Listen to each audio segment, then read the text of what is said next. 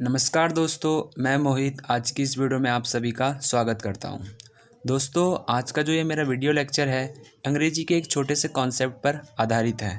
दोस्तों, वह कॉन्सेप्ट यह है कि अंग्रेजी में कुछ ऐसे शब्द होते हैं जिनका हिंदी में तो केवल एक ही अर्थ होता है, परंतु इंग्लिश में वो भिन्न भिन्न होते हैं।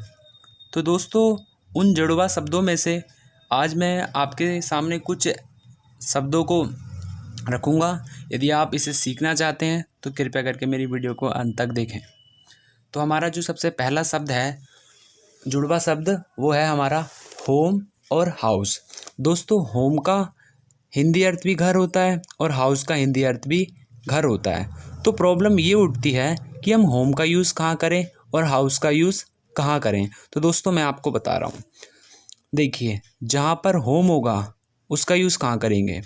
जिस घर में एक परिवार रहता है वहाँ पर हम होम का यूज़ करेंगे। और हाउस का यूज़ कहाँ करेंगे? जिस घर में एक से अधिक परिवार रहता है वहाँ पर हम हाउस का यूज़ करेंगे। आपको समझ में नहीं आया होगा, मैं आपको फिर बताता हूँ। देखिए दोस्तों, ऐसा घर जहाँ पर आपके केवल मम्मी, आपके पापा और आपका भाई बहन रहता हो, उसके लिए हम केवल होम का यूज़ करेंगे। और यदि आपका मम्मी, पापा, भाई बहन, चाचा चाची, दादा दादी, यदि सब लोग सम्मिलित रूप से एक ही घर में रहते हैं, वहाँ पर हम हाउस का यूज़ करेंगे। अगर आपको अभी भी समझ में नहीं आया हो तो मैं आपको एक उदाहरण के माध्यम से समझाता हूँ। मैंने यहाँ पर एक उदाहरण दे रखा है, मैंने एक सेंटेंस लिख रखा है यहाँ पर। मैं एक घर में रहता हूँ। यदि मैं उस घर में रहता हूँ जहाँ पर केवल मैं, मेरे मम्मी पापा और मेरा भाई बहन रहते हैं, तो वहाँ पर हम होम का यूज़ करेंगे। तो दोस्तों, हम इसकी इंग्लिश बनाते हैं। मैं को इंग्लिश में बोलते हैं आई। उसके बाद हम वर्ब लगाते हैं। वर्ब है रहना। रहना को इंग्लिश में बोलते हैं लिव। मैं रहता हूँ इन आ होम। मैं एक घर में रहता हूँ। इसका दूसरा उदाहरण मैं आपको बताना चाहूँगा। यहाँ लिख रखा है, हम सब एक साथ एक घर में रहते हैं। यदि हम सब उस घर में रहते हैं जहाँ पर हमारे मम्मी पापा, चाचा चाची, दादा दादी सब लोग एक साथ रहते हैं, तो हम वहाँ पर हाउस का यूज़ करते हैं। तो इस कंडीशन में हम यहाँ पर हाउस का यूज़ करेंगे। तो हम सबको इंग्लिश में बोलते हैं वी ऑल। हम सब रहते हैं, वी ऑल लिव टुगेदर। हम सब एक साथ रहते हैं इन द सेम हाउस। यहाँ पे मैंने हाउस इसलिए यूज़ करा है क्योंकि जो हमारा परिवार है वो पूरा का पूरा एक साथ एक ही घर में रहता है। दोस्तों, ये हमारा पहला जुड़वा शब्द था। अब जो हमारा दूसरा जुड़वा शब्द है वो है बाय और दूसरा शब्द है परचेज। ये दोनों जुड़वा शब्द हैं। देखिए, बाय का हिंदी अर्थ भी खरीदना होता है और परचेज का हिंदी अर्थ भी खरीदना होता है। तो बाय का यूज़ कहाँ पर करते हैं और परचेज का यूज़ कहाँ पर करते हैं, इसको समझते हैं। देखिए दोस्तों, मैंने यहाँ लिख रखा है, बाय का यूज़ करते हैं सस्ती चीज़ों को खरीदने के लिए और परचेज़ का यूज़ करते हैं हम महंगी चीज़ को खरीदने के लिए। दोस्तों, जो चीज़ सस्ती होती है उसके लिए हम बाय का यूज़ करते हैं और जो चीज़ महंगी होती है उसके लिए हम परचेज़ का यूज़ करते हैं। तो मैंने यहाँ पर दो उदाहरण लिख रखे हैं, इससे समझते हैं। यहाँ पर एक उदाहरण है, मैं आज सब्जी खरीदने जाऊँगा। अब दोस्तों, जो सब्जी होती है वो तो सस्ती ही होती है, तो हम सस्ती चीज़ के लिए किसका यूज़ करते हैं? बाय का। तो इसलिए यहाँ पर हम बाय का यूज़ करेंगे। तो मैं आज सब्जी खरीदने जाऊँगा, तो आई विल गो। मैं जाऊँगा क्या करने? सब्जी खरीदने। To buy vegetable. सब्जी को इंग्लिश में बोलते हैं दोस्तों वेजिटेबल। ठीक है, अब हम आगे बढ़ते हैं दूसरे उदाहरण पर।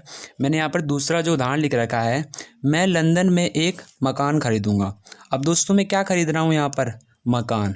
जो मकान होता है वो तो बहुत महंगा होता है। मैंने आपको बताया, जो चीज़ महंगी होती है उसके लिए हम परचेज़ का यूज़ करते हैं। तो इसकी इंग्लिश कैसे बनाएंगे?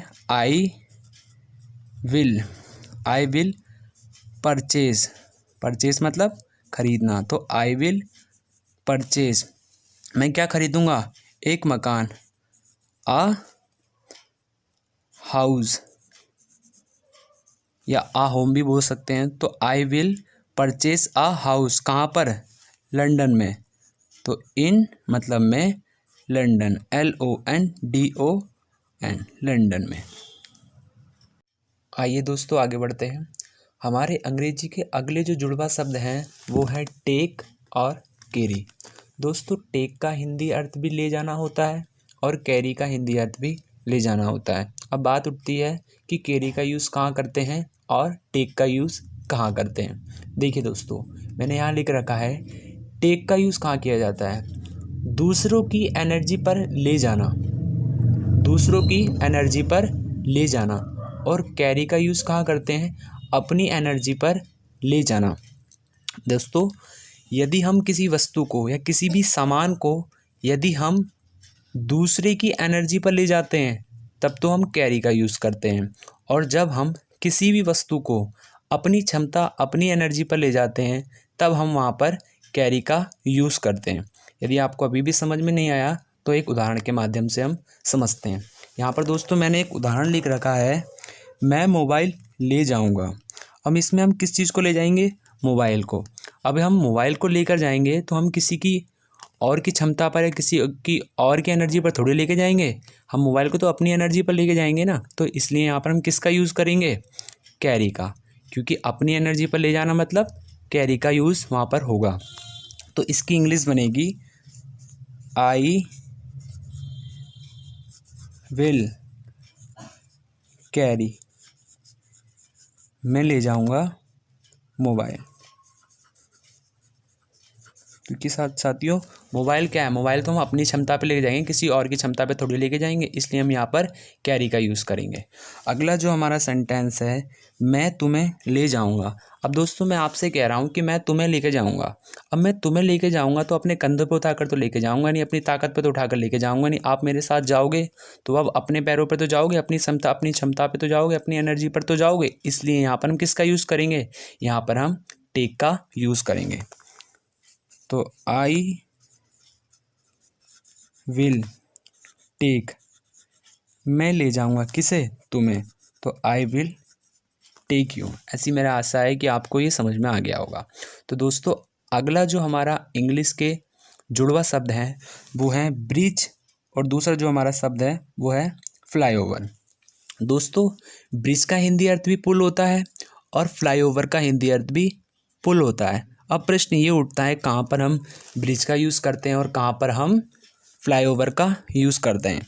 दोस्तों मैंने यहाँ लिख रखा है ब्रिज का यूज़ करते हैं पानी के ऊपर पुल, और फ्लाईओवर का यूज़ करते हैं सड़क के ऊपर पुल। दोस्तों यदि कोई भी पुल, यदि वो पुल पानी के ऊपर बना हो तब तो हम वहाँ पर ब्रिज का यूज़ करेंगे, और यदि कोई पुल सड़क के ऊपर बना हो तब हम वहाँ पर फ्लाईओवर का यूज़ करेंगे। जैसे साथियों आपने लंदन ब्रिज का नाम सुन रखा होगा। जो लंदन ब्रिज है वो पानी के ऊपर बना है, इसलिए हम उसे ब्रिज बोलते हैं, हम उसे फ्लाईओवर नहीं कहते हैं, क्योंकि वो पानी के ऊपर बना है। अगर वो सड़क के ऊपर पुल बना होता तब हम वहाँ पर फ्लाईओवर का यूज़ करते, लेकिन जो वो पुल बना है वो किसके ऊपर बना है, पानी के ऊपर बना है, इसलिए हम वहाँ पर ब्रिज का यूज़ करते हैं। हमारा जो अगला जुड़वा शब्द है वो है स्विम और फ्लोट। दोस्तों स्विम का हिंदी अर्थ भी क्या होता है, तैरना, और फ्लोट का हिंदी अर्थ भी तैरना होता है। देखिए दोस्तों स्विम का जो यूज़ किया जाता है इंसान व ज़मीन पर रहने वाले जानवर। यदि कोई इंसान है और ज़मीन पर रहने वाले जानवर हैं उसके साथ तो हम स्विम का यूज़ करते हैं, और फ्लोट का यूज़ कहाँ करते हैं, सभी समुद्री जीवों के साथ। यदि कोई भी जीव समुद्री जीव है तो हम वहाँ पर फ्लड का यूज़ करते हैं। देखिए दोस्तों जिसकी जन्मजात प्रवृत्ति होती है कि उसने शुरू से ही वो तैरना सीख कर आया होता है तो उसके साथ तो हम फ्लड का यूज़ करते हैं। जिसने पृथ्वी पर जन्म लिया और उसके बाद वो तैरना सीखा है उसके लिए हम स्विम का यूज़ करते हैं। उदाहरण के माध्यम से हम इसे समझने की कोशिश करते हैं। मैंने यहाँ पर लिखा है मैं तैर रहा हूँ। अब दोस्तों इंसान, मैं कौन हूँ, मैं तो इंसान हूँ, और इंसान के लिए किसका यूज़ करते हैं, स्विम का। यहाँ लिखा है ना मैंने, इंसान व ज़मीन पर रहने वाले जानवर, तो इंसान के साथ हम किसका यूज़ करते हैं, स्विम का। तो हम इसकी इंग्लिश बनाएंगे आई के साथ हम एम लगाते हैं, आई एम स्विमिंग। अब आप सोच रहे होंगे दोस्तों इसमें वर्ब की फर्स्ट फॉर्म क्यों नहीं लगाई। वर्ब की फर्स्ट फॉर्म तो लगाई है, लेकिन इसमें आईएनजी क्यों लगाया, क्योंकि दोस्तों ये प्रेजेंट कॉन्टिन्यूस का वाक्य है, इसमें हमारा वर्ब के साथ आईएनजी फॉर्म लगती है। दोस्तों यदि आप टेंसेस सीखना चाहते हैं तो आप मुझे सूचित कर दें, मैं आगे जाके आपको टेंस पर आधारित वीडियो बनाऊंगा अच्छे से और आप उसको समझ सकते हैं। तो आगे बढ़ते हैं। मछली तैर रही है। अब देखिए दोस्तों, मैंने बताया था यदि कोई समुद्री जीव हो उसके साथ हम किसका यूज़ करते हैं, फ्लड का। अब जो इस मछली है ये तो समुद्री जीव है, तो इसके साथ हम किसका यूज़ करेंगे, फ्लड का। तो लिखेंगे फिश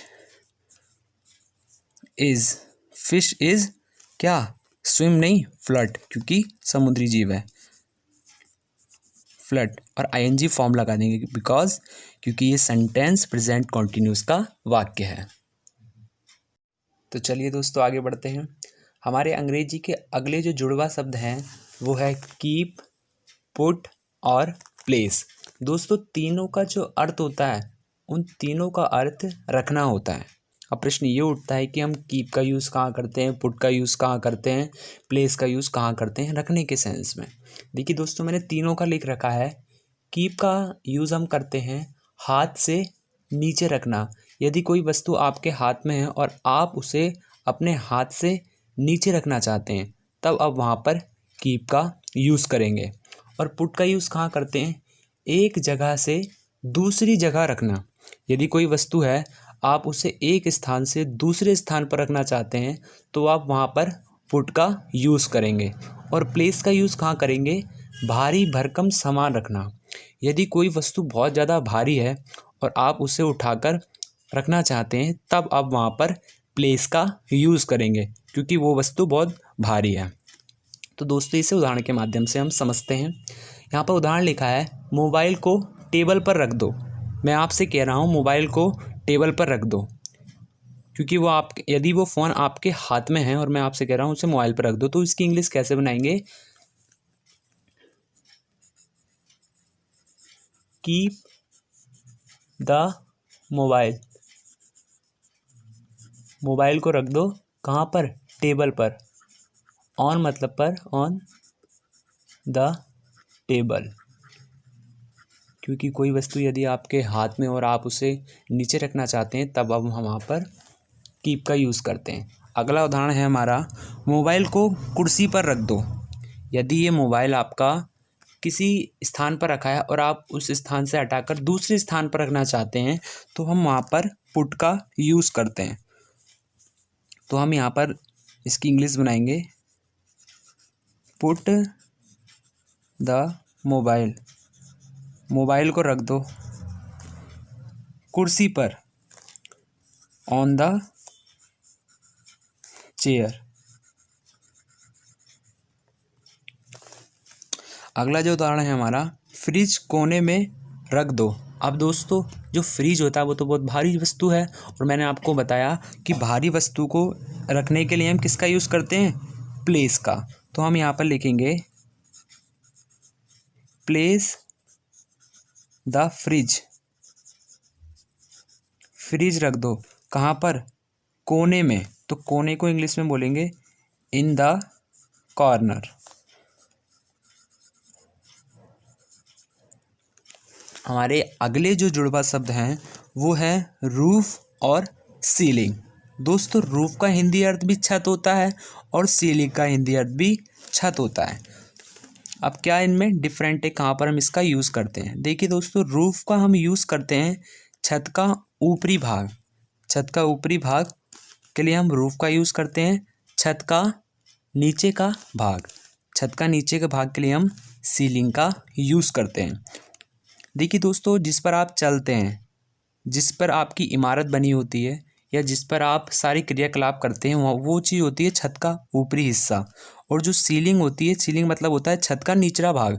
नीचा भाग से तात्पर्य जहाँ पर हमारा पंखा लगा होता है वो हमारा सीलिंग होता है। हमारे अगले जो जुड़वा शब्द हैं वो हैं स्पीक, से और टेल। स्पीक का हिंदी अर्थ भी बोलना होता है, से का हिंदी अर्थ भी बोलना होता है और टेल का हिंदी अर्थ भी बोलना होता है। अब हम दोस्तों ये देखते हैं कहाँ पर हम स्पीक का यूज़ करते हैं, कहाँ पर हम टेल का यूज़ करते हैं, कहाँ पर हम से का यूज़ करते हैं। दोस्तों जो स्पीक का अर्थ होता है वो होता है बोलना। हम इसका यूज़ बोलना के सेंस में करते हैं, आम बोलचाल। हम स्पीक का यूज़ जब हम कोई आम बोलचाल करते हैं हम तब करते हैं। जैसे मैं और तुम एक दूसरे से बात कर रहे हैं तो हम वहाँ पर हम स्पीक का यूज़ करेंगे। जैसे मम्मी और पापा एक दूसरे से बात कर रहे हैं तो हम वहाँ पर भी स्पीक का यूज़ करें। मतलब यह है कि हम जब साधारण बोलचाल करते हैं तब हम वहाँ पर स्पीक का यूज़ करते हैं। से का जो हम यूज़ करते हैं वो कहने के सेंस में करते हैं। क्या कहने की? दिल की बात। यदि हम अपनी दिल की भावनाओं को व्यक्त करना चाहते हैं, हम अपनी दिल की बातों को अगर किसी से कहना चाहते हैं तो दोस्तों हम वहाँ पर से का यूज़ करेंगे।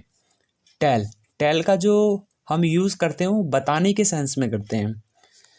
क्या बताना? सवाल का जवाब। यदि हम किसी सवाल का जवाब बताना चाहते हैं या हम किसी को कोई कहानी सुनाना चाहते हैं, हम किसी इंसान को कुछ और बात बताना चाहते हैं या सुनाना चाहते हैं, तब हम वहाँ पर टेल का यूज़ करते हैं। तो इसे दोस्तों हम कुछ उदाहरण के माध्यम से समझने की कोशिश करते हैं। यहाँ मैं लिख रखा है, मैं आपसे कुछ बात कर रहा हूँ। यहाँ पर मैं साधारण सी बात कर रहा हूँ और साधारण सी बात करने के लिए वहाँ पर हम क्या यूज़ करते हैं? स्पीक का यूज़ करते हैं। तो इसकी इंग्लिश बनेगी आई एम स्पीकिंग। मैं बात कर रहा हूँ आपसे, to you. I am speaking to you. हमारा जो अगला सेंटेंस है वो है, मैं आपसे कुछ कहना चाहता हूँ।